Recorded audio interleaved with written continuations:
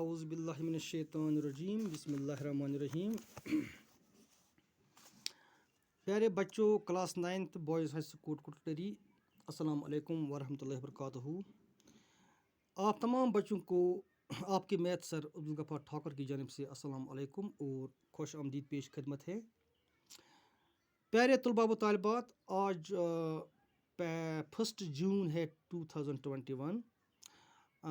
आज जो हमारा टॉपिक है आपके सब्जेक्ट मैथमेटिक्स में, वो है एक थॉरम, बहुत ही इम्पोर्टेंट थॉरम यहाँ पर मैं आपको दिखाने जा रहा हूँ।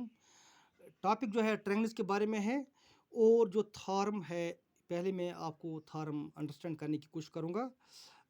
आप अपना तवज्जो और अटेंशन आप क्वेश्चन की तरफ ध्यान रखें पूरी तरह से। इंशाल्लाह रहमान आपको ये बहुत ही इंटरेस्ट थॉरम लगेगी।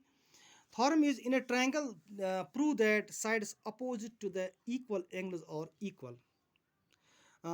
बिल्कुल ये सही है कि ये थॉरम है जो मैंने आपके सामने पढ़ी है कि एक ट्रायंगल में अगर दो एंगल्स इक्वल हों, जो इन दो इक्वल एंगल्स के जो मुखालिफ साइड्स होते हैं या होंगे, तो वो भी इक्वल होते हैं, ये हमें प्रूव करने हैं। ठीक है, इसको हम शॉर्टली ऐसे भी कह सकते हैं कि equal angles have equal sides opposite to them. ये एक इम्पॉर्टेंट थॉरम है। ठीक है, यानी कि अगर हम कोई भी ऐसी ट्रायंगल बनाएंगे जिसके दो इक्वल एंगल्स होंगे, तो जो दो इक्वल एंगल्स के जो दो अपोजिट साइड्स होते हैं वो भी आपस में इक्वल होते हैं, ये हमें प्रूव करने हैं। ठीक है, चलिए अब हम जो ये थॉरम है, इसके जो रिलेटेड जो हमें फिगर बनानी है, ट्रायंगल बनानी है, वो मैं आपको अंडरस्टैंड कराऊंगा। आप इस डायग्राम की तरफ अपना अटेंशन रखें, ध्यान दी। तो एक्चुअली जो है ऑरिजिनली जो है वो क्वेश्चन जो है वो इसकी जो फिगर है वही है। जब आप फिगर को अच्छी तरह अंडरस्टैंड कर पाएंगे, इसको अच्छी तरह आप जहनिशन करेंगे, तो आपको ईजिली ये आप क्वेश्चन भी अंडरस्टैंड कर पाएंगे। ठीक है, देखिए यहाँ पर मैंने एक ट्रायंगल बना डाली है, इसका नाम है ABC, और इसके जो दो एंगल्स हैं, एंगल बी और एंगल सी, आप बिल्कुल आप क्लियरली देख सकते हैं कि ये इक्वल एंगल्स हैं, यानी कि क्वेश्चन के मुताबिक ये दो एंगल्स इक्वल हैं। इतना हमारे पास दिया हुआ है कि एक ट्रायंगल है, सपोज यहाँ पर मैंने एक ट्रायंगल ABC बना के रखी है।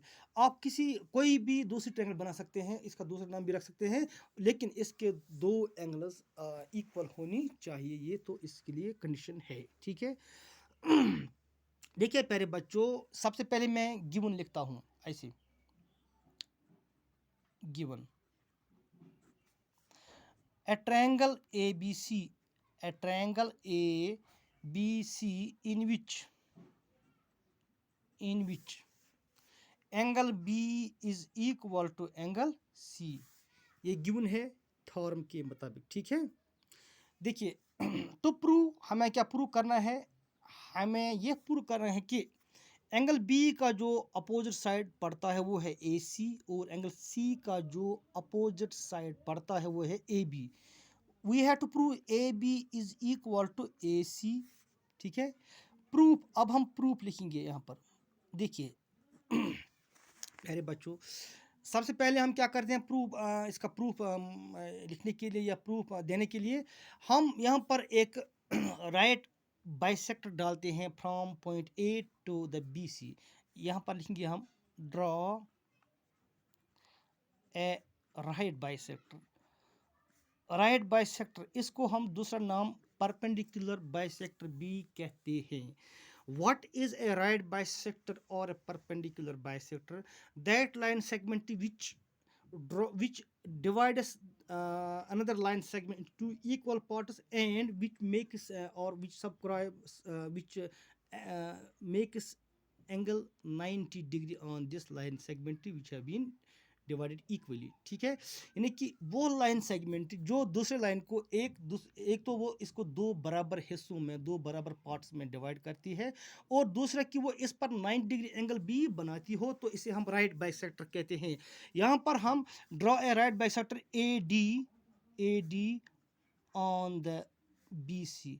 BC पर AD जो है ये BC को 2 इक्वल पार्ट्स में डिवाइड करते हैं और इसके अलावा AD जो है वो BC पर 90 डिग्री एंगल दोनों जाने बनाते हैं, ठीक है। इसको हम राइट बाइसेक्टर का नाम देते हैं, ठीक है। AD यहाँ पर मैंने BC पर एक परपेंडिकुलर बाइसेक्टर या राइट बाइसेक्टर डाला है, ठीक है। इस तरह एंगल D जो है ये एंगल यहाँ के इस साइड का वो भी 90 डिग्री है और इस साइड का एंगल D वो भी 90 डिग्री है। इसके साथ साथ AD जो है इस ये BC को 2 इक्वल पार्ट्स में डिवाइड भी करता है, यानी कि BD is equal to CD। ये हमने इस राइट बाइसेक्टर के जरिए यहाँ पर हमने इसको इक्वल बनाया है, ठीक है। Now take two triangles. Now in triangle ABD, अब हम इस ट्रायंगल को लेते हैं ABD एंड ट्रायंगल ADC, इन दो ट्रायंगल्स को हम लेते हैं।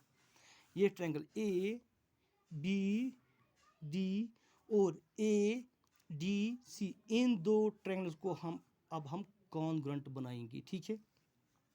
सबसे पहले angle B is equal to angle C, इसका हम रीज़न लिखेंगे ब्रैकेट में गिवन, ये क्वेश्चन के मुताबिक यहाँ पर हमें दिया हुआ है पहले ही कि ये इक्वल एंगल्स हैं। इसके अलावा BD is equal to CD because AD is the right bisector, BD जो है वो CD के बराबर है, इसलिए क्योंकि AD हमने इस पर राइट बाइसेक्टर डाला है। इसी तरह एंगल BDA या ADB it is equal to angle ADC, इसका भी हम रीजन लिखेंगे AD is perpendicular on BC, ठीक है।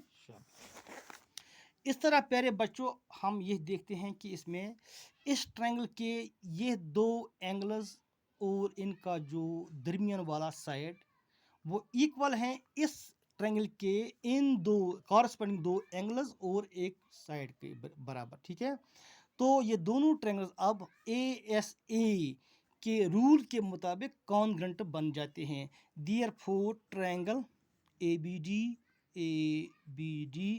it is congruent to the triangle ADC by the rule of ASA, angle side angle, यानी कि इसके भी दो एंगल्स और इसके भी दो एंगल्स, और इसके अलावा इस ट्रायंगल का इन दो एंगल्स के दरमियान वाला साइड और इस ट्रायंगल का भी इन दो एंगल्स का दरमियान वाला साइड आपस में बराबर हैं। ASA कॉन्ग्रुएंसी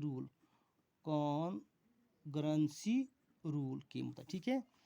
हेनस जब दो ट्रायंगल्स आपस में कॉन्ग्रुएंट होते हैं तो उनके कॉरस्पॉन्डिंग पार्ट्स जो हैं वो इक्वल होते हैं। Therefore AB is equal to AC, यहाँ पर लिखेंगे हम corresponding parts of congruent triangle, CPCT आप लिखेंगे shortly, it means corresponding parts of congruent triangles. प्यारे बच्चों ये था आज का टॉपिक ट्रायंगल्स के बारे में, और इस टॉपिक में हमने आज एक अहम थॉर्म यहाँ पर मैंने आपको ये दिखाया इस ऑफलाइन क्लास के ज़रिए। आपका बहुत बहुत शुक्रिया, आपने इसे अच्छी तरह वॉच किया होगा। Thank you very much. अस्सलाम वालेकुम।